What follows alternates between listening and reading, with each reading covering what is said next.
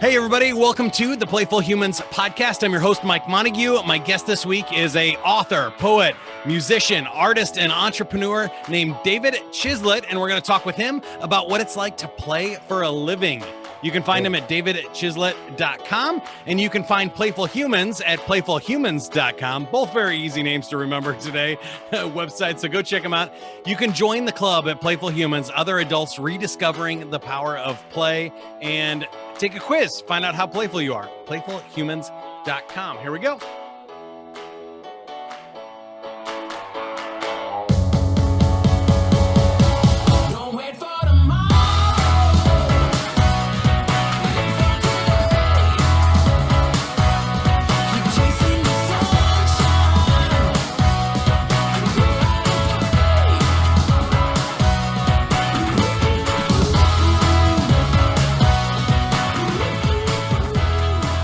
David, welcome to the podcast. We like to start with the joke of the week. The joke of the week is brought to you by your password. Your password is password with a capital P, hashtag or pound sign #1. It's time to change your password. That's your email for that. The joke of the week is, did you hear about the dad who chugged 8 sodas? No. He threw 7 up. Oh, no. That's almost as bad as the one I was going to tell. Yeah. So do you have a joke for us? Yeah, totally. So a white horse walked into a bar and the barman said, "Why the long face?" Nice. Yeah. That one's a classic for sure. Sorry, I warned you.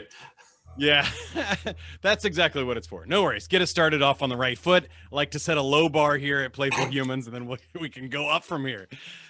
So tell us a little bit about what you do. I met you at the Playful Creatives Summit, which you hosted with your partner there, and it was an amazing time. You interviewed a ton of playful and creative humans. Tell us a little bit about your work and how you spend your time and play for a living.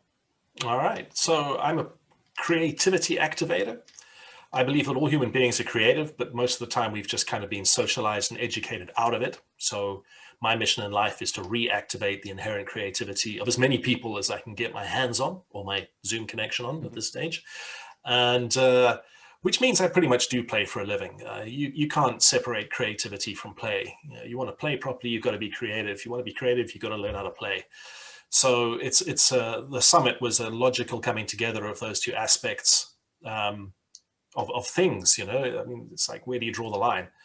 But apart from the summit, as you mentioned, I'm a writer, I'm a poet. I've published a number of weird and wonderful things over the years.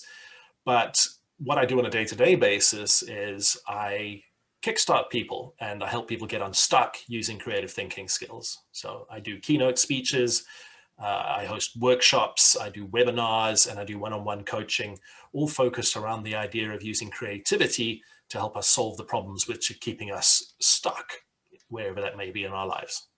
Yeah, I think that's so awesome and super fun that you get to do that, but also that it's kind of amazing to me that we're all born naturally creative. I think the research shows that like 80% of middle schoolers are genius levels at creativity before they turn 12. And then after high school or whatever, it's down to like 20%.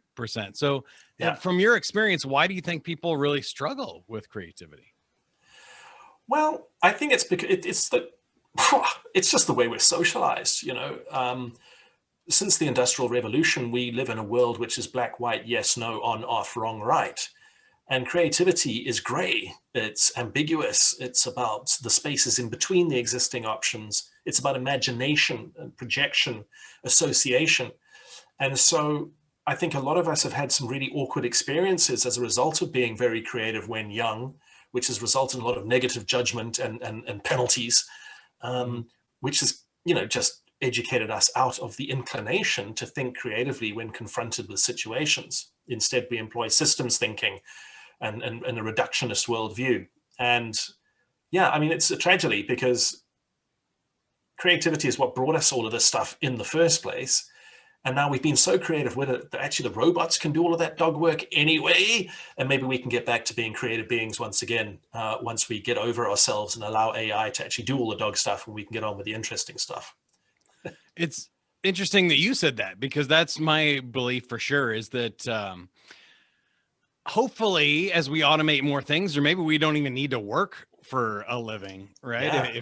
If we can colonize Mars, that means we can build a society without humans involved, because you can't send somebody there without everything they need to survive.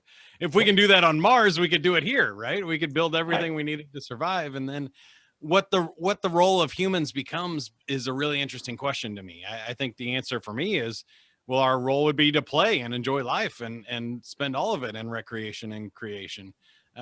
But is that the same answer for you? It sounds like you're going down that same path.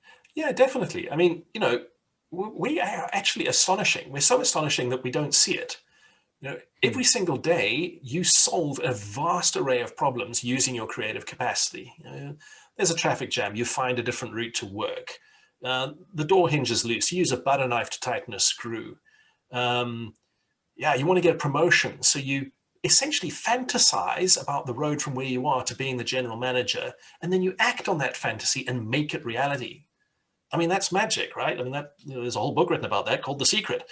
But but in actual fact, that's what we do every single day. When you make a 5-year plan for yourself or your career, that's what you're doing.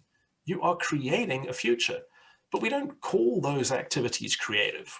We like to keep creativity in a little box labeled art, which is populated by drug addicts and weirdos. And therefore, normal right-thinking people stay as far away from that as possible. And when AI takes away the meaningless, dreary jobs which are actually making us all insane, what else are we going to do except revert to that? I can't see it. I mean, why would anybody want to be bored out of their mind doing meaningless tasks over and over and over again when you don't have to? Yeah, it's so interesting to me, because I think the industrial age needed humans to be machines, and we set up the schools to train people to be machines, right? Stand on a factory line and help us move this through. But as we develop more of them, we need to get back to what we were doing before, right? And absolutely. It's so interesting to me that you said about these polar opposites. Like, I don't know if it's culture and just our social media these days. I really am struggling to find out what the actual truth is, or the actual stats are. I'd be interested to see if you've heard any research, but I feel like me personally, my dad's side of the family was all business and all very driven and stuff, and my mom's side was all creative. And so I've always felt like I've been in the middle, that when I work too much, or I design computer programs or websites, I go, you know what, I need to be a little bit more creative, or I need to mix it up with humans and be more playful. When I was a radio DJ and karaoke host and game show host and stuff, I go, well, that's fun, but it also wears me out. Like, I need to read a book or something when I'm done. And I feel like there's a place for both, but maybe not in our society. People don't like it when you joke at business meetings or you're serious about your art, right? Yeah. Do you find that to be true?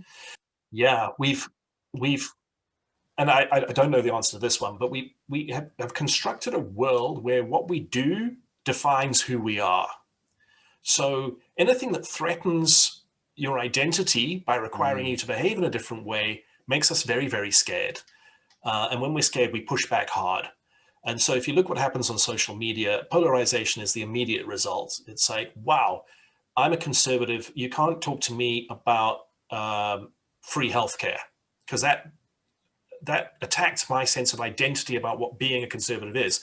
Forgetting for a fact that being conservative is a mental construct that nobody can really define, and that you're a human being who's got way more nuance available to you than a mental construct. But it seems to me that that's what's going on. We're so tied up in identity politics that we are unable to just be, and we fight like hell to defend those things. Yeah, you reminded me of one of my favorite philosophies, which is just kind of like the yes and or both and philosophy of creatives. That, well, yeah, maybe I can be pro environment and pro individual rights and liberties, right? Maybe I don't have to pick one or the other, or maybe I can be serious and fun at the same time, right? Seriously, I don't have to divine. Yeah, right. Which is a great book, by the way, too. That's a new book that came out this year. You see, it's easy to manage widgets. And widgets don't have blurry edges. They fit nicely into slots. And so again, a side effect of the industrial age is this tendency to want people to look and behave like widgets so they can fit neatly into little boxes, little terrace houses on the hill, and little terraced schools down the road. And, I don't think it's any coincidence that as we get further and further down the road from the Industrial Revolution, that mental health problems are on the rise, because a vast number of the population, particularly in the industrialized West, are being forced to deny that a huge proportion of their personality and their natural inclinations just doesn't, they're denying that it exists. And that's, any psychologist will tell you that being in denial is bad for you long term. And so if you look at our society with rising depression rates, problematic suicide rates, psychosis, mass murders, anxiety and stress, everything, right? It's all over the place. And it's because we're not complete, because the way we teach our kids to live is not complete, because, hey, we've got to make the man some money, and then we've got to fit into a box. So yeah. I'm really hoping that AI is going to change all of that. But of course, what is well on course to happen is that AI will land in the hands of the extremely wealthy elite, and the rest of us will go and live on the streets. Yeah, sure, we won't have to work, but we won't have anything either. Yeah, I am still hopeful that there is an abundant reality out there, right? There has to come a point, and I think it needs to, for me, we're getting a little political here than we normally do, but I think it's going to come to a point where it has to be global, right? Yep. Where we realize that Amazon is bigger than the United States economy. We need to do something about that. And that's not okay for one man to have more than a country of 300 million, because they're already bigger than most countries. Right. Yeah. I think once people realize that in the larger countries, they'll go, wait a second, that doesn't seem right. We need to figure out some way to help all of the world and not just some of it. But I want to roll this back and ask a little bit about you, because I think it's really interesting how people land in creative professions. And it sounds like you were always creative and you never even tried to go into the box, but did you ever have, quote, like a real job or find yourself losing your creativity? No, I mean, I've always quite struggled to find the box that people are talking about stepping out of. Nice. Box? What box? I'm the youngest of 5 children, and quite a bit younger than my older siblings. So when I was of reading age, say, 8, 10, I had 4 older siblings and 2 parents who were avid readers, and the house was just awash in books. My brothers were huge music fans. My mother was a chorister. So the house was awash in music. And I just grew up in this kind of artificial reality of literature, and, well, not even literature, just pulp fiction sometimes, and pop music and classical music. And I grew up in South Africa. We didn't even get television until I was 12 years old. And, as the youngest, there was very little pressure put on me to conform, I guess, to meet a certain benchmark. So yeah, you're right. I kind of slipped between the cracks, and I was off the road baying like a hound after the moon, writing poetry, joining bands, just doing whatever I was interested in right from the word go. And my parents, I think, were pretty tired by the time I came along, and they certainly weren't making much effort to push me into a box. So that's pretty much where it all started. Yeah. Well, thank your older brothers and sisters, because I'm the oldest, and I got to tell you, the firstborn gets a lot of rules and a lot of expectations that the fifth one doesn't. They always moan about that part. Yeah, definitely. It's funny. But when we chip down those walls, you benefit for sure. What about the career then? So it sounds like you experimented with a lot of different things. How did you figure out a way to play for a living and actually, support yourself and make money at it? Yeah. Looking back at it all, it's really blurry. I mean, I really had no clue what I was doing. I left high school with a kind of substandard high school pass. Could probably get into university. but this was still apartheid South Africa. And because I was not really fitting into a box, I hadn't really got my stuff together to enroll at university, which meant I got conscripted into the army, where I ended up spending a year and a half. And then when Mandela was released from jail, conscription was ended and I was released from army 6 months early, and then sort of knocked about, ended up going to university, ostensibly to study law, dropped that like a hot potato after 6 months, majored in philosophy and literature. And that's when I started playing in bands.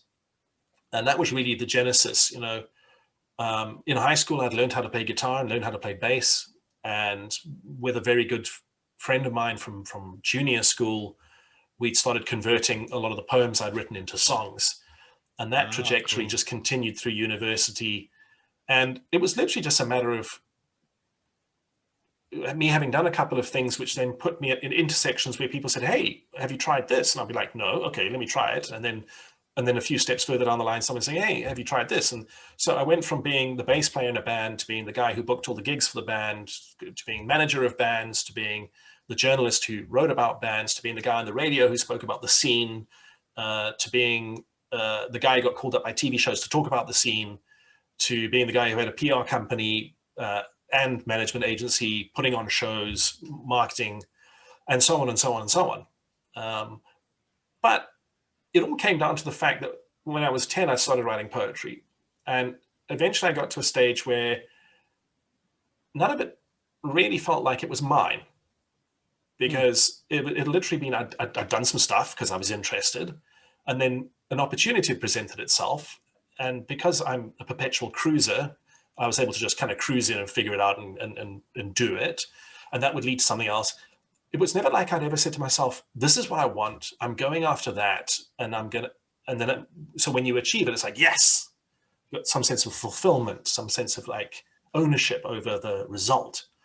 I kind of got to the age of 38 and was like, yeah, whatever. Yeah. And that's when I went, okay, that's not good. And at that stage, I then put together a collection of short stories that I'd always been writing that no one had ever seen.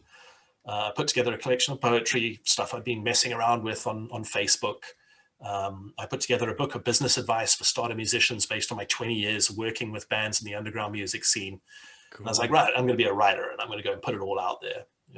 And that's when my life really started to take a change. I was much more focused on this idea of, as a working creative person, making a living out of it, rather than making a living out of helping creative people do cool stuff. I love that. And I can really relate to several parts of it, but the midlife renaissance, I think, is really who this podcast is for. And a lot of people are relating that, especially coming out of the pandemic here, that, we had to take stock and think about it. And what do we really enjoy doing? Or how do we make ourselves happy when we're alone by ourselves, right? We can't just, a lot of people did just distract themselves, but it quieted down enough, I think, to give people time to think. But I also love what you said about becoming a writer and hitting publish on that. To me, that seems like something a lot of people would struggle with. Did you struggle with the imposter syndrome or feeling like writer was a real job and that this was going to work? Or were you pretty confident by that point that you would? Well, I'd been published as an author for like 15 years, and not as an author, as a journalist for 15 years up to that point. So that's right. I had an idea that I could string a sentence together and that nobody was laughing. But the publishing poetry thing, what saved me there was that I'd been sharing these poems on Facebook.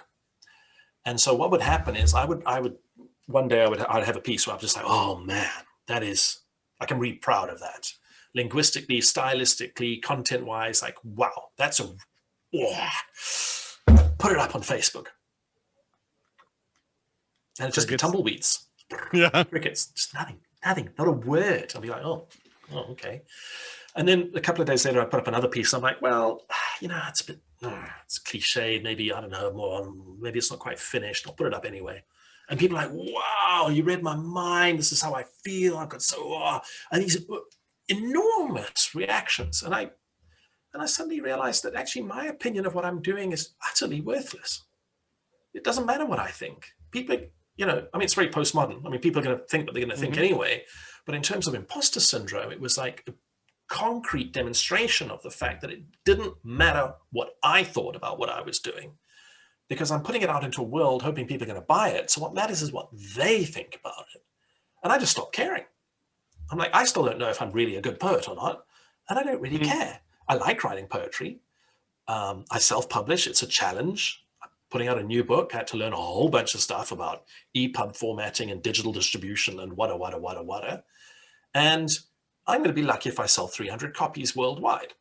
And I don't care. Because I have been writing poetry for 40 years. I'm not going to stop now just because the book didn't sell. And I think that for me is a big realization. Huge. Well, I agree. And second, so much of that, right? If it is something that's playful and fun for you, the act of publishing is not the important part. But I also love what you said about being a journalist and being a writer. And I think the act of doing it makes so much difference. And I also heard in there, I found that with my blog posts and other things that I've done on social media and internet marketing, that you really can't tell what's going to go viral or what other people. If you could, people would be making so much money out of that stuff. Right. Yeah. It's just like stocks. If you could accurately pick stocks and stuff, you would be very rich and other people would be paying you to do that, but nobody can. And so, gosh, it is interesting. You have to make it for yourself then, is what I'm hearing. And then the publishing part of the success part of it is, up to the world or the universe, right? Yeah. I mean, it's a project, so I'm going to do it properly. I've done my research. I've pulled in a network of friends to help me. I've got a mate down the road from where I live in the Netherlands who's done a lot of e-publishing. He's given me tons of tips. Another friend in Lithuania designed the cover. Another friend down the road here has given me editing content input. I pre-published all of the poems on Patreon, so I've had feedback from the people who are my patrons on that site. And so, it's impossible to see this book as an end point when its genesis goes back so far. And I'm now also organizing multimedia collabs where I've got musician friends turning the poems into songs and illustrated drawing some stuff. And it's like, well, when the book actually comes out and you can buy it on Amazon and everywhere else, that won't even be the end point, because every month there'll be a new collab coming out, and I like that. It's a process. I love that too, because it goes back to our creative stuff of that. People want there to be a beginning and an end. A lot of people see publishing the book as the end, but I've also published a book, and that's the beginning of the process. That's the easy part. Not the end. That's the beginning. But it's also, I feel like creative work is never really finished. It's sort of just good enough, right? Do you feel that way, that there's no creative idea that's like, oh, it's solved forever. That one's fixed or done, right? Because it's not a finite game, because you're not playing to win, right? You're playing so you can carry on playing. So it's actually really important that it's not ever done, because otherwise you'd stop. Right. And, I love the infinite game stuff. Right. So I've only recently discovered it, which is possibly why I'm still so enthusiastic about it. But it just makes so much sense to me. All of a sudden, it's like, hang on, why am I actually doing this? I'm not publishing a poetry book to win a Pulitzer or whatever, or a Booker Prize. I'm massively aware of the fact that I'm not going to make money off the sales. I mean, like as in a living. So why am I doing it? Well, I'm doing it because I want to keep on doing it. And this is one of the ways that enable me to keep on doing it. And that shift is huge. The guy at the office who's just wanting to be the best to get the promotion to become the boss. When he becomes the boss, how is he going to deal with all those people he stomped on the way up? Because he hasn't played the game in a way that allows him to continue to play the game into the future. And I think that's why creative things quite often, at some stage you've just got to say, okay, I'm stopping now. Not because it's finished, but because it'll never be finished if I don't stop sometime. Yeah, it's really interesting. That's definitely where I've been trying to go as well, especially with Playful Humans, is not putting pressure on it to make money or be profitable or be popular or whatever. Is let it be what it is and let it be fun and playful, and that's the important part of it, and see where that goes. If people don't like it or guests don't want to keep going, then it will stop being fun and playful. If they do, then it'll continue going. And so far, it's been really great. I've had over 50 guests in this first half of the year. So that's more than enough to keep it going, which is exactly what you said. And I did want to shout out and do the links really quick. So I know Simon Sinek has a new book on the infinite game for business people, but I recommend the original essays. If you look up, just Google infinite game essay, really good stuff there. Your website is davidchislett.com if people want to check that out and hire you for creativity workshops and stuff. But tell us about the book and where they can find that. Yeah, well, the new poetry book they can actually also find on davidchislett.com. There's a books tab up in the navigation on the top. If you click on that, the new poetry book's the first option. And if you click on the buy button, it'll pop up a landing page with links to Kobo, to Google, to Apple, there's also an audiobook version. So if you're not a reading poetry kind of person, you can also do the audiobook and play it on the car. Cool. Love that. Or wherever. So my last question for you is, do you want to play or do you want to walk away? I want to play. All right. We're going to spin our wheel o games. There's 10 games on here that it could land on, and you got 2 truths and a lie. We haven't played this one in a while. So 2 truths and a lie is pretty easy. You say 2 fun facts about yourself that are true, and then 1 that is a lie. I'll go first and let you guess here. All right. I lettered in 4 different sports in high school. I won the Science Knowledge Bowl in high school. And I was the kicker for the football team in high school. The last one's a lie. Ah, man, I get busted on this all the time. I must not be a good liar. I went to 1 practice as a kicker and decided soccer was much more fun for me. So I just figured that playing 4 sports, it doesn't leave enough time to specialize as a kicker. That's right. Well, track and cross country are pretty easy because if you're running 5 miles a day for soccer, you can pretty much do those 2. And basketball was the 4th one. So nice guess. How about you? All right. I am a totally awesome chef. I have published more than 8 books, and I used to be a heavyweight boxer. Oh, man, I'm gonna believe the books because you've named at least 4, so that makes it chef or boxer. And I'm gonna say you're a lover, not a fighter. I'm gonna say the last one was a lie too. Yeah, you're right. Nicely done. We're easy reads, but that's not a bad thing, my friend. Thanks for playing. Pleasure. Any other final asks or gives for our audience? How can we help you? How can you help me? Well, I'm available to do this kind of thing. And if you need a kickstart because you're stuck with a challenge or what to do next, and chances are you really actually do know what you want to do next, you're just not sure how to get there. I specialize in using my creative thinking skills to help people unlock that and to get going. So I'm contactable through my website anytime. Book an interview with me, and let's see what we can do together. Sounds great. Again, that website is davidchislett.com. For more information on Playful Humans, you can go to playfulhumans.com, where we have 2 cool things for you. Obviously, you can subscribe to this podcast, iTunes, Google Play, Spotify, YouTube. Give us a thumbs up on YouTube. Subscribe. Hit the notifications button there. That would be awesome. And the community. It's the Playful Humans Club. You can find the link at the website, Playful Humans, and join this community of other adults rediscovering the power of play, sharing your creativity with the world inside the website. Let's do it. Here we go. Don't wait for tomorrow. Live for today. Keep on chasing the sunshine and go out and play. Go play, everybody.